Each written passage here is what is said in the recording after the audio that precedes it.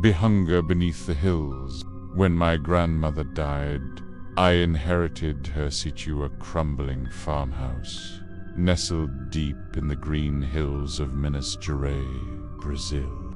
I'd barely known her. My mother never spoke of her, only called her a woman of silence. And we had visited the place just once, when I was 7. Fought after my own life, began to fall apart. Divorce, job loss, sleepless nights. I took it as a sign. Maybe the hills could offer peace. I arrived on a fog-laced morning in June. The road was little more than packed dirt, winding like a serpent through the jagged hill. The old pickup groaned the whole way, and when I finally saw the eye, almost turned around. It looked like it had been swallowed by time. The red clay roof sagged. The windows were dark, and a barn nearby leaned like it was too tired to stand. Vines choked the fences, and birds scattered as I stepped out. Yet the air smelled of earth and rain, live, like something breathing beneath the ground. Inside, dust coated everything. My grandmother's rosaries hung on the wall. Her bed was still made, though the sheet was stained yellow with age. There were no photos, just one wooden crucifix, cracked down the middle, nailed above the door. Thy first night, I couldn't sleep. The wind scraped the shutters. Somewhere in the hills, a cow bellowed in panic. Then silence. As I drifted into uneasy sleep, I dreamed of my grandmother whispering in a language I didn't know. Her voice came from beneath the floor. The next morning, I found tracks in the mud behind the barn deep, 4-toed and too large for any dog. The old corral gate was open, the latch twisted like it had been bent by something strong.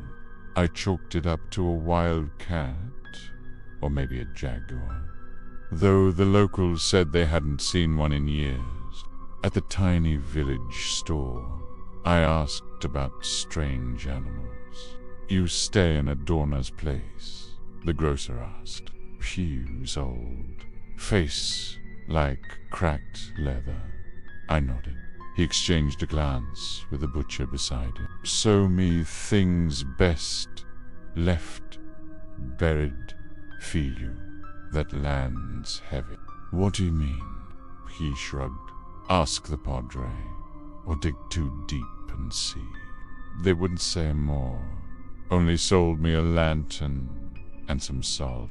Back at the I tried to ignore their warnings. I fixed the shutters, cleared brush, by. Yet every night I heard it, the sound of hooves, followed by silence. One morning, I found a cow dead in the field. Its eyes missed, no blood, no tracks around it. I started having the dream again. My grandmother whispering from under the floorboards. Then I found the trapdoor. It was in the pantry, beneath an old rug. The wood had been nailed shut from the top with rusted iron spikes. Something was carved around its edges. No alimento, do not feed. I should have left it alone. That night, thunder rolled over the hills. The rain came hard. The pyre died. I sat by candlelight, listening to wind howl through the trees. Then came the thump beneath the house, slow, heavy, followed by a soft, wet, dragging sound. I froze. Another thump. Closer. I grabbed the lantern, lit it, and crept toward the pantry. The rug was gone. The trapdoor was bare. The nails scattered like they'd been spat out. I should have run. Instead, I opened it. Stale, wet air hit my face, like the breath of something ancient.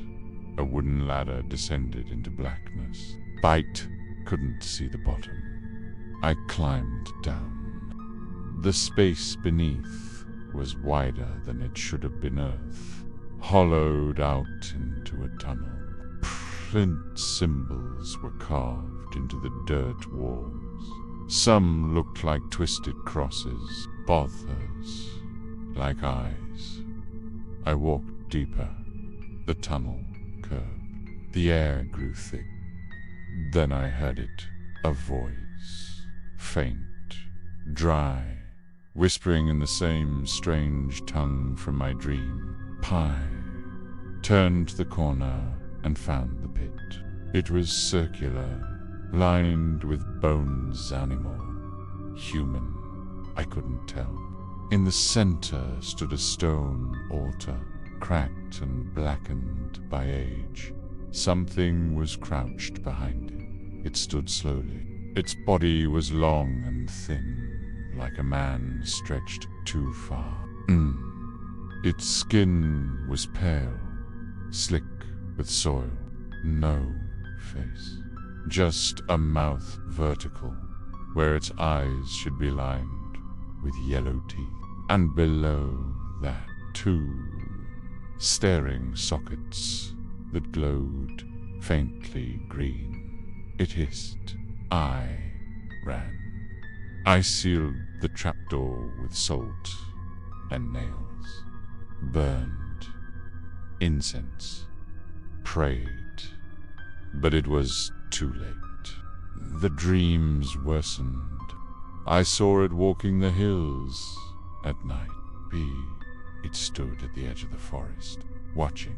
Every morning, more animals vanished. Birds stopped singing.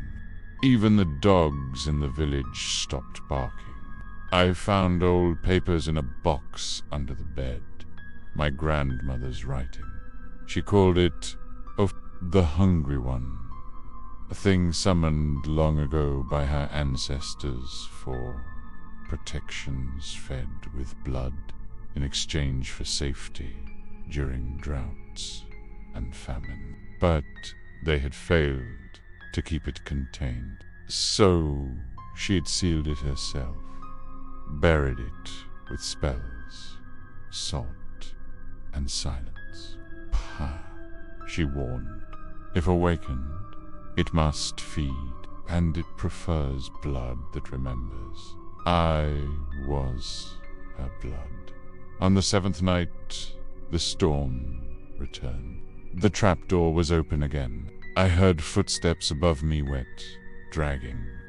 Then the smell hit, rot and rage. I hid in the barn, lantern clutched in trembling hands. Through the slats, I saw it walk the field, taller now. It moved like shadow in water, limbs bending wrong. When it turned its face to the barn, I saw its mouth open, not to eat but to scream. Bye. The sound tore through the air like splitting metal. I don't remember running. Only waking in the village church, mud caked on my arms, whispering no Ali Mainch over and over. I left the state of Minas Gerais the next day, sold the land to the state, said nothing about what lived beneath it. But sometime, when I close my eyes, I see the hills. I see the fog rolling low, and behind it two glowing eyes. Still hungry, still waiting.